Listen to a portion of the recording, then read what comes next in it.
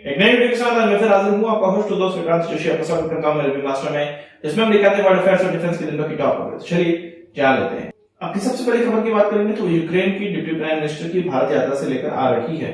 उनकी deputy prime minister के द्वारा भारत को अपने पक्ष में करने का किसी भी तरह से पक्ष में करने का जो काम है वो चल रहा है भारत के अंदर। दो तीन चीजों पर हम लोग बात करते हैं। सबसे पहले मैंने 2-3 दिन पहले आपको बताया था कि बोला था कि विश्व गुरु भारत जो कि बनना चाह रहा है तो तभी विश्व गुरु बनेगा जब वो सही का साथ देगा और यूक्रेन का साथ देगा। रशिया का साथ देने वाला हमेशा गलत है, ऐसा उन्होंने कहा। अब उनका ये कहना है कि पास्ट में जो यूक्रेन का पाकिस्तान के साथ रिलेशन रहा है, मिलिट्री रिलेशन रहा है, उनको हथियार यूक्रेन ने बेचे हैं। ऐसा नहीं है कि भारत के विरुद्ध बेचे गए हैं और वो कश्मीर के लिए नहीं और भारत के विरुद्ध ये सब चीजों के लिए नहीं बेचे गए थे। और पास्ट का जो रिलेशन है पाकिस्तान के साथ यूक्रेन का, उसको भूलकर भारत को अब आगे बढ़ना चाहिए और भारत यूक्रेन के साथ एक अब नए चैप्टर की शुरुआत करना चाहिए, नए रिलेशन की शुरुआत करना चाहिए। मतलब वो चाह रहे हैं कि भारत अब यूक्रेन के साथ मिले और जो यूक्रेन की हेल्प है वो करे। वहीं वो ये भी मैसेज लेकर आए हुए हैं, उनके द्वारा कहा गया कि ज़ेलेंस्की का एक लेटर वो लेकर आए हैं जिसमें ह्यूमैनिटेरियन एड्स की उनको आवश्यकता है। तो सबसे पहली बात मैं ये बता दूं, जो बोता जैसा है वैसा ही काटता है। जब भारत की आवश्यकता ऐसी थी कि पाकिस्तान को हथियार मत भेजो, यूक्रेन ने भेजे, यूक्रेन ने उसको दिए। अब जब यूक्रेन की भारत को आवश्यकता है तो यूक्रेन बोलता है भैया पुराना भूल जाओ, चलो नया शुरुआत करते हैं। तो भैया पहले पे पहला इसी को तो कहते हैं। अगर पुराने समय में आपने मुझे परेशान किया है तो जब मेरा मौका आएगा तो मैं आपको परेशान करूंगा।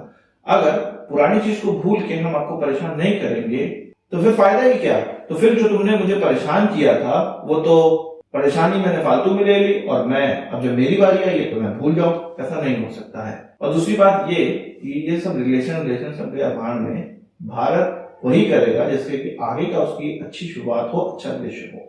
असल में उनकी डिप्टी प्राइम मिनिस्टर ये चाह रही हैं कि भारत उनके पक्ष में हो जाए और G20 का जो समिट भारत के अंदर होने वाला है वहां पर ज़ेलेंस्की को अपना भाषण देने का मौका मिल जाए। अब ज़ेलेंस्की अगर वहां पर भाषण देगा तो ये कंफर्म है कि भारत और रशिया के जो रिश्ते हैं वो बिल्कुल खराब हो जाएंगे। अब आप आज खुद ही समझिए कि रशिया के साथ भारत में रिलेशन खराब करता है तो किन किन चीजों पे नुकसान होता है। हमें जो सस्ता तेल मिल रहा है वो नहीं मिलेगा, हमें जो हथियार मिल रहा है S-400 मिल रहा है वो नहीं मिलेगा, जो हमें टेक्नोलॉजी हाइपरसोनिक मिसाइल की ब्रह्मोस के रूप में मिलने वाली है, ब्रह्मोस एरोस्पेस को मिलने वाली है, ब्रह्मोस 2 से हम लोग बनाएंगे हाइपरसोनिक मिसाइल, वो सब नहीं मिलेगा। तो क्या यूक्रेन के साथ भारत को रहने में फायदा है या रशिया के साथ रहने में फायदा है? ये कोई भी लुल्ल व्यक्ति बता सकता है कि किसके साथ रहने में ज्यादा फायदा है भारत को। और जब हमें ये जरूरत पड़ेगी कि हमें यूक्रेन के साथ रहना है, उनसे बहुत सी चीजें हमें मिल रही होगी और रशिया दबा पड़ा होगा तो हम यूक्रेन के साथ रह लेंगे। या इसी का नाम है डिप्लोमेसी, इसी का नाम है कूटनीति। ऐसे ही चलना चाहिए। रशिया यूक्रेन युद्ध की बात ही चली है तो बुल्गारिया के लिए एक खबर उड़ाई गई थी, CNN के द्वारा उड़ाया गया था कि यूएस में एक पेपर उनको मिला है, लीक हुआ पेपर मिला है, इसमें कि बुल्गारिया ने कहा है कि जितने हमारे पास MiG-29 है वो हम पूरा का पूरा यूक्रेन को दे देंगे।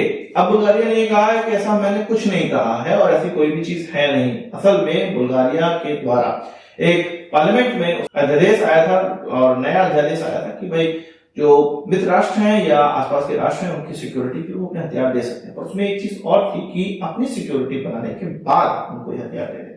अगर MiG-29 बुल्गारिया दे देता है यूक्रेन को तो उनके पास कोई भी हथियार, कोई भी एयरफोर्स में एयरक्राफ्ट नहीं बचेंगे अपनी रक्षा करने के लिए। और इसके बदले में जो अमेरिका से उनको F-16 मिलेगा, क्योंकि अमेरिका ने कहा है कि जिनके पास भी MiG-29 है जो यूक्रेन उड़ाता है उनको दे दो तो हम तुमको F-16 दे।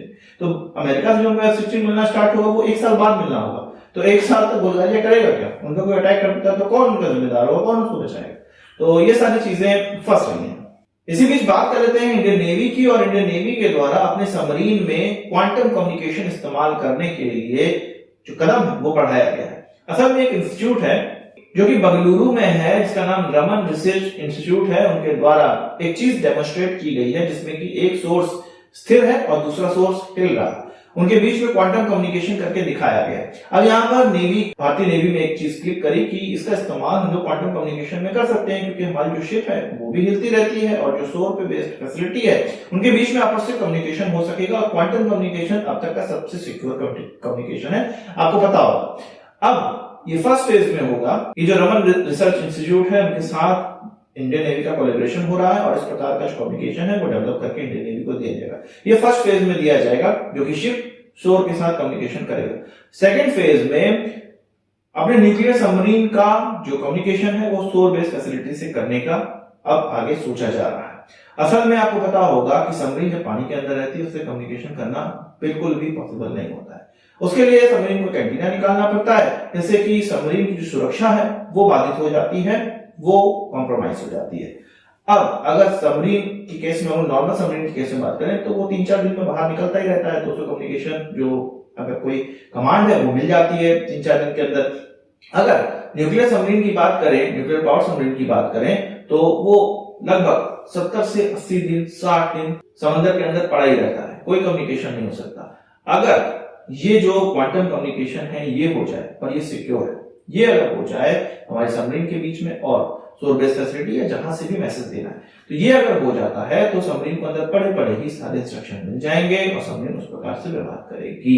और अगर न्यूक्लियर पावर सबमरीन को भी अपना एंटीना बाहर निकाल कर कम्युनिकेशन करना पड़ा तो फिर वो न्यूक्लियर पावर सबमरीन किस बात की, उसकी जो सिक्योरिटी है वो फिर से कॉम्प्रोमाइज हो जाएगी। हम जानते हैं कि हमारे पास न्यूक्लियर पावर सबमरीन है जो कि बैलिस्टिक मिसाइल सबमरीन है और ये अरिहंत और अरिहंत है, जो कि जब निकलते हैं तो 1.5 महीने 2 महीने तक पानी के अंदर ही रहते हैं।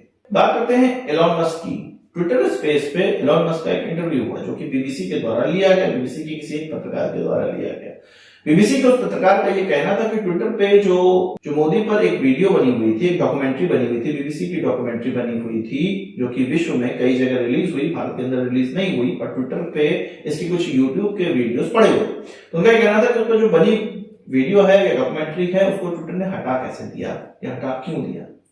इस पर एलॉन मस्क का ये कहना था कि उसको इसके बारे में ऐसा पता नहीं है, और दूसरी बात उन्होंने कहा अगर हटाया भी गया है तो वो भारत के नियम कानून के हिसाब से ही किया गया।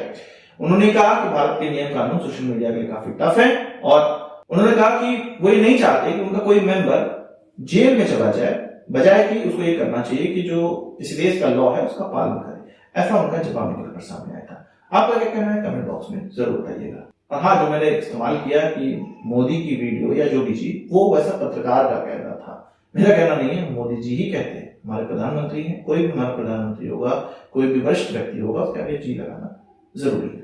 बात कर लेते हैं म्यांमार की। म्यांमार में एक तरह से नरसंहार चल रहा है।